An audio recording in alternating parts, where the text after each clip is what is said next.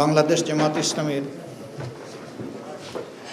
সম্মানিত নির্বাচিত জাতীয় সংসদ সদস্যবৃন্দের প্রথম এই অধিবেশন, এই বৈঠকে উপস্থিত জামাত ইসলামের সম্মানিত কেন্দ্রীয় নেতৃবৃন্দ, নির্বাচিত সংসদ সদস্যবৃন্দ এবং সাংবাদিক বন্ধুগণ, আমি আল্লাহ তাআলার শুকরিয়া আদায় করছি। দীর্ঘ প্রতীক্ষার পর দেশে একটি নির্বাচন অনুষ্ঠিত হয়েছে মাসের 12 তারিখ। এই নির্বাচনের দুটি দিক ছিল। একটি ছিল জন আকাঙ্ক্ষা পূরণে প্রত্যাশিত সংস্কারের জন্য গণভোট, আর দ্বিতীয়টি ছিল সরকার গঠনের জন্য ভোট। এই নির্বাচন বাহ্যত শান্তিপূর্ণই হয়েছে। কিছু জায়গায় কেন্দ্র দখল, এজেন্ট বের করে দেওয়া, কিছু উচ্ছৃঙ্খল আচরণ, এগুলাকে একদিকে রাখলে বাহ্যত মনে হবে এটি শান্তিপূর্ণই হয়েছে। জনগণ বিপুল উৎসাহ উদ্দীপনায় ভোটও দিয়েছে, কিন্তু ভোট দেওয়ার পরের অধ্যায়টা ছিল অস্পষ্ট। সেখানে বেশ কিছু অনিয়ম হয়েছে, এই ব্যাপারে আমরা কনসার্ন ব্যক্ত করেছি। এগুলাকে আমরা একদিকে রেখে দিচ্ছি। এই সব কিছু রেখেও আমরা জনরায়কে সম্মান করে এই সংসদে যাওয়ার আমরা আল্লাহর উপর ভরসা করে সিদ্ধান্ত নিয়েছি, এবং আমরা সেই সাথে এই অভিপ্রায় ব্যক্ত করেছি যে অতীতের গতানুগতিক ধারায় নয়, বরঞ্চ একটি সুষ্ঠু ধারা রাজনীতিতে ফিরিয়ে আনার জন্যে বাংলাদেশ জামাত ইসলামী এবং আমাদের সঙ্গীয় অপরাপর যে দলের নির্বাচিত সংসদ সদস্যরা আছেন, তারা আমরা গঠনমূলক দায়িত্বশীল বিরোধী দল হিসাবে আমাদের দায়িত্ব পালন করবো ইনশাআল্লাহ। প্রত্যেকটি ন্যায়সঙ্গত ব্যাপারে আমাদের সহযোগিতা সমর্থন থাকবে, কিন্তু দেশ এবং জাতির কোনো ক্ষতি হলে অবশ্যই আমরা প্রতিবাদ করব। কোরআনের মূলনীতির ভিত্তিতেই আমাদের এই অবস্থান স্পষ্ট। আল্লাহ তাআলার হুকুম অনুযায়ী তাআওয়ানু আলাল বিররি ওয়াত তাকওয়া ওয়া লা তাআওয়ানু আলাল ইসমি ওয়াল উদওয়ান, তোমরা ন্যায়সঙ্গত কাজে সহযোগিতা করো, কিন্তু অন্যায় অপকর্মে তোমরা সঙ্গী হইও না। অর্থাৎ তোমরা এটা থেকে দূরে সরে থাকো, প্রতিবাদ জানাও। তো এই মূলনীতির ভিত্তিতে এই সংসদে আমাদের কার্যক্রম ইনশাআল্লাহ পরিচালিত হবে। আমরা সরকারি দল না বিরোধী দল, এটা আমাদের কাছে বড় বিবেচ্য বিষয় নয়, বরঞ্চ একজন নির্বাচিত সংসদ সদস্য কতটুকু দায়িত্বশীলতার সাথে তারা জাতির সেবায় আত্মনিয়োগ করলেন, মানুষের অধিকার, হারিয়ে যাওয়া অধিকার ফিরিয়ে আনার জন্য লড়াই করলেন, এবং যে অধিকার আছে তাকে সংরক্ষণ করার জন্য তারা তাদের চেষ্টা প্রচেষ্টা অব্যাহত রাখলেন। এর পাশাপাশি প্রাতিষ্ঠানিক সকল স্ট্রাকচারই প্রায় ধ্বংস হয়ে গিয়েছে। এগুলাকে ফিরিয়ে আনতে হলে অবশ্যই দায়িত্ব বেশি সরকারি দলের। নতুন লাইফবয় অ্যালোভেরা শ্যাম্পু, চুল করে ন্যাচারালি স্ট্রং, মাত্র 2 টাকায়। তাদেরকেই মূল ভূমিকা রাখতে হবে।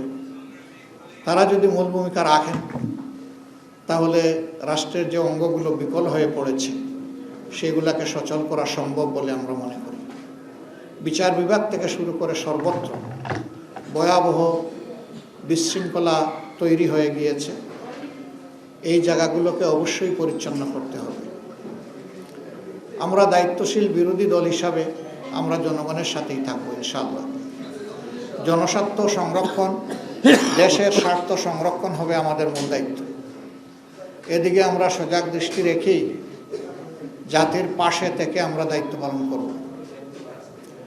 সংসদে একটি কার্যকর এবং গঠনমূলক বিরোধী দল হিসাবে দুনিয়ার সভ্য দেশগুলো যেভাবে দায়িত্ব পালন করে, আমরা সেই কালচারটা, সেই সংস্কৃতিটা সংসদে আমরা দেখতে চাই।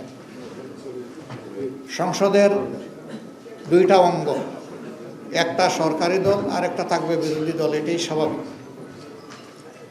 বিরোধী দল যেন তার ন্যায্য অধিকার, সংসদে কথা বলার অধিকার পায়, সেটা আমরা আশা করব। নতুন সরকারের দায়িত্ব যারাই নেবেন, দায়িত্ব নেওয়ার পরে আমরা আমাদের দিক থেকে নৈতিক দায়িত্ব পালন করব ইনশাআল্লাহ। আমরা তাদেরকে আশ্বস্ত করব, দেশ এবং জাতির স্বার্থে আপনাদের পাশে আছি। আমরা হাতে হাত রেখে কাজ করব। স্বার্থ বিঘ্নিত হলে আমরা আমাদের দায়িত্ব পালন করব। এই পাহারাদারির মধ্য দিয়ে একটা জাতিকে আমরা কাঙ্ক্ষিত গণতন্ত্রের রাস্তায় উঠাতে পারবো বলে আমরা আশাবাদী। আমরা আশাবাদী থাকতে চাই এবং আমরা ইতিবাচক দৃষ্টিভঙ্গি পোষণ করতে চাই। দেশে আইন শৃঙ্খলা রক্ষা করা, সামাজিক সৌন্দর্য বিধান করা, মানুষের অধিকার সংরক্ষণ করা, জনজীবনে নিরাপত্তা নিশ্চিত করা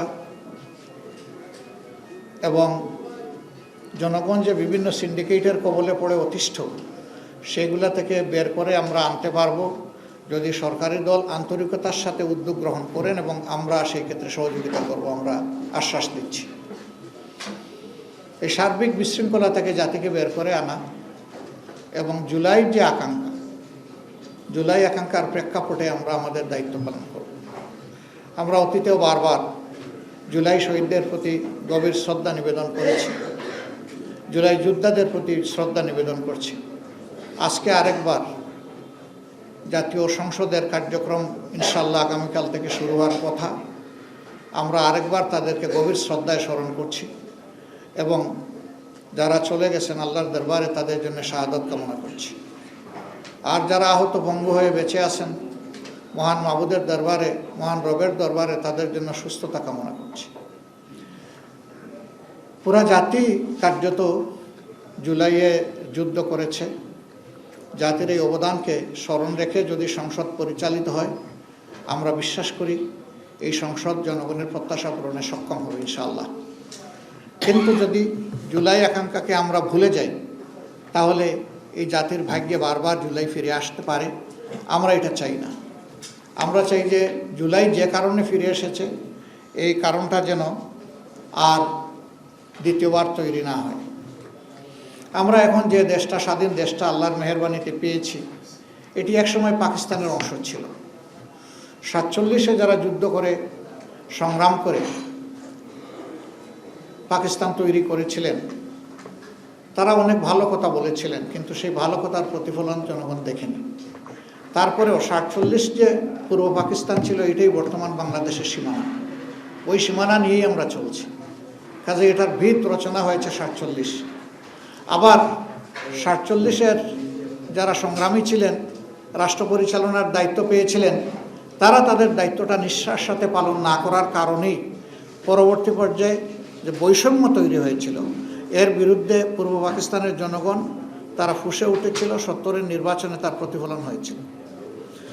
এই নির্বাচন অনুযায়ী 70 সালে ক্ষমতা হস্তান্তরের কথা ছিল শান্তিপূর্ণভাবে, সেটি না হওয়ার কারণেই মুক্তিযুদ্ধ অনিবার্য হয়ে উঠেছিল এবং সেই মুক্তিযুদ্ধে অসংখ্য জীবন চলে গিয়েছে, অসংখ্য মানুষ আহত পঙ্গু হয়েছেন। যারা অংশগ্রহণ করে যুদ্ধ করেছেন, যারা চলে গেছেন এবং যারা আহত হয়েছিলেন, তাদের সকলের প্রতি আমরা গভীর শ্রদ্ধা নিবেদন করছি। সম্মানিত বন্ধুগণ, ইতিহাসের ধারাবাহিকতায় আজ 26 সালের এই নির্বাচন অনুষ্ঠিত হয়েছে। অতীতে এদেশে সুষ্ঠু গণতন্ত্র প্রতিষ্ঠা হওয়ার কোনো পরিবেশ তৈরি হয়নি। আমরা আশা করি যে আমাদের সমবেত প্রচেষ্টায় সরকারি দল, বিরোধী দল মিলে আমরা যদি দায়িত্বশীল আচরণ করি, জাতির প্রতি যদি আমরা দায়বদ্ধতা নিয়ে কাজ করি, তাহলে গণতন্ত্র তার প্রাতিষ্ঠানিক রূপ পাবে ইনশাআল্লাহ। এর কোনো বিকল্প আপাতত নেই। আমাদেরকে সেদিকেই ফিরে যেতে হবে। তবে হ্যাঁ, এই পরিবেশ ফিরিয়ে আনা খুব সহজ বিষয় নয়। অনেক চ্যালেঞ্জ আছে এর সামনে, আমরা বুঝি। চ্যালেঞ্জ যাই থাকুক, আমরা মনে করি এটা অর্জনযোগ্য। যদি আমাদের আন্তরিকতা উভয়ের থাকে, তাহলে আমরা পারবো ইনশাআল্লাহ। তা আমি আজকে সাংবাদিক বন্ধুদের মাধ্যমে গোটা দেশবাসী যারা এই নির্বাচনে অংশগ্রহণ করেছেন, বিশেষ করে আমাদের পাশে দাঁড়িয়ে যারা সমর্থন শক্তি জুগিয়েছেন এবং যারা আমাদেরকে ভোট দিয়ে কৃতজ্ঞ করেছেন, আমরা তাদের সকলের প্রতি গভীর কৃতজ্ঞতা জ্ঞাপন করছি, আন্তরিক শুকরিয়া জানাচ্ছি এবং অভিনন্দন ও মোবারকবাদ জানাচ্ছি।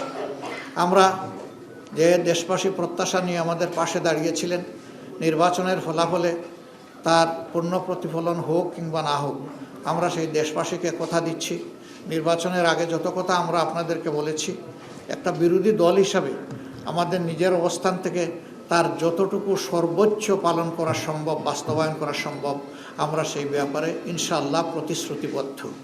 আমরা তা করার জন্য সর্বাত্মক চেষ্টা করব। আল্লাহ যেন আমাদেরকে সাহায্য করেন। সেই ক্ষেত্রে আমরা প্রিয় দেশবাসীরও সহযোগিতা কামনা করি। দেশবাসী, আপনারা ছিলেন আমাদের পাশে, আমরা আছি আপনাদের পাশে। আমরা আপনাদেরকে ছেড়ে কোথাও যাব না। সুদিনে দুর্দিনে যাই এসুক, আমরা দেশবাসীর সাথে থাকবো ইনশাআল্লাহ। আল্লাহ তাআলা আমাদের সহায় হন এবং আগামীকাল থেকে যে নতুন অধ্যায়ের সূচনা হচ্ছে, এটা দেশের জন্য কল্যাণ বয়ে আনুক, নতুন দ্বারা সুস্থ রাজনীতির বিকাশ ঘটুক এবং মানুষের জীবনে শান্তি এবং নিরাপত্তা ফিরে আসুক। আমাদের যুবকদের প্রত্যাশা পূরণ হোক, তাদের হাতে হাতে কাজ তুলে দেওয়ার জন্য রাষ্ট্র যেন পদক্ষেপ নেয়, সেই পদক্ষেপের আমরাও গর্বিত অংশীদার হতে চাই। আল্লাহ হাফিজ। বাংলাদেশ জিন্দাবাদ। বাংলাদেশ জামাত ইসলামী জিন্দাবাদ। না, কোনো প্রশ্ন আজকে নেব না।